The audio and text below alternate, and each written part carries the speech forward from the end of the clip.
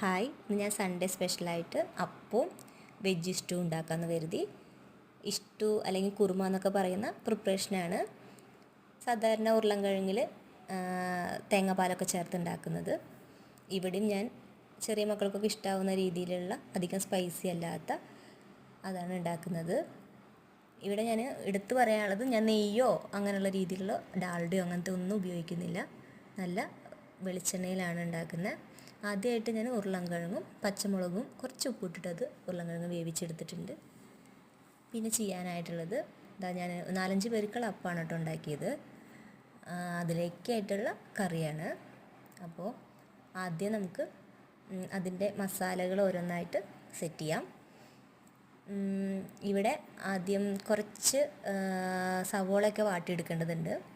ആദ്യം തന്നെ കുറച്ച് മല്ലിയില ഞാൻ വറുത്തെടുക്കുകയാണ്. നട്ട്സൊക്കെ ഇതിൽ ആഡ് ചെയ്യാം, മുന്തിരിയൊക്കെ നല്ല ടേസ്റ്റായിരിക്കും. ഇവിടെ അതൊന്നും ഇല്ലാത്തതുകൊണ്ടും ഞാൻ പിന്നെ അത് ആഡ് ചെയ്തില്ല. അതൊക്കെ ഓപ്ഷണലാണ്, എല്ലാവർക്കും ഇഷ്ടമുണ്ടെങ്കിൽ ഉപയോഗിക്കാം. ഞാൻ തേങ്ങാക്കൊത്ത് കുറച്ച് അതുകൊണ്ട് വറുത്തെടുക്കുന്നുണ്ട്. അപ്പോൾ മല്ലിയിലയും തേങ്ങാക്കൊത്തും കൂടി കുറച്ച് വാടി വറുത്ത് വരാൻ വേണ്ടിയിട്ട് ലൈറ്റ് ബ്രൗണിലേക്ക് കടക്കുമ്പോഴേക്കും അതിങ്ങനെ കോരിയെടുക്കുകയാണ്. അപ്പോൾ അത് ആ എണ്ണയിൽ നിന്ന് നമുക്ക് മാറ്റാവുന്ന പരിവായിട്ടുണ്ട്. ഈ എണ്ണയിൽ തന്നെ നമുക്ക് നമ്മൾ ചേർക്കാൻ ഉദ്ദേശിക്കുന്ന മസാലയൊക്കെ ചേർക്കാം. മസാലയായിട്ട് ഞാനാകെ ഗ്രാമ്പൂവും പട്ടയും അതുപോലെ നമ്മുടെ പെരുംജീരകമാണ് ചേർക്കുന്നത്. അതിലേക്ക് പിന്നെ സവോള ഇട്ടു, ഒരു തണ്ട് കറിവേപ്പില ഇട്ടിട്ടുണ്ട്.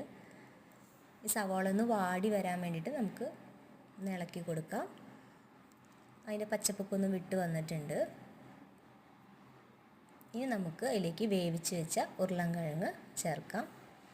ഉരുളൻകിഴങ്ങ് ഞാനിവിടെ നല്ല വലിയതായിട്ട് തന്നെയാണ് ചേർത്തിട്ടുള്ളത്. അങ്ങനെ ചെറിയ കഷ്ണങ്ങളൊന്നുമല്ല. എങ്ങനെ വേണമെങ്കിലും നമുക്ക് താല്പര്യം അനുസരിച്ച് അതിൻ്റെ വലിപ്പമൊക്കെ ശ്രദ്ധിക്കാവുന്നതേ ഉള്ളൂ. കുറച്ച് തള വരുമ്പോഴേക്കും നമുക്ക് തേങ്ങ അരച്ചത് തേങ്ങാപ്പാലായിട്ട് ചേർക്കാം. ഞാനിവിടെ തേങ്ങ അരച്ച അരപ്പടക്കാണ് ചേർത്തിട്ടുള്ളത്.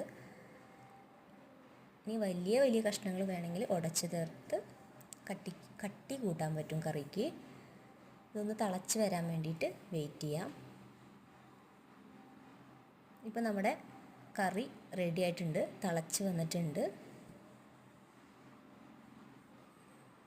ഇനി നമ്മൾ വറുത്ത് വെച്ച ഇലയൊക്കെ അതിൽ ചേർക്കാം. ഇപ്പോൾ ഇതാ കറിയെല്ലാം റെഡിയായി, ഞങ്ങൾ എല്ലാവരും കൂടി കഴിച്ചു. സിമ്പിളായിട്ടുള്ള പ്രിപ്പറേഷനാണ്, എല്ലാവരും ട്രൈ ചെയ്യുക. ഒട്ടും സ്പൈസി അല്ല. അപ്പത്തിൻ്റെ ഒപ്പം കഴിക്കാൻ പറ്റിയ നല്ലൊരു കറിയാണ് കേട്ടോ. എല്ലാവരും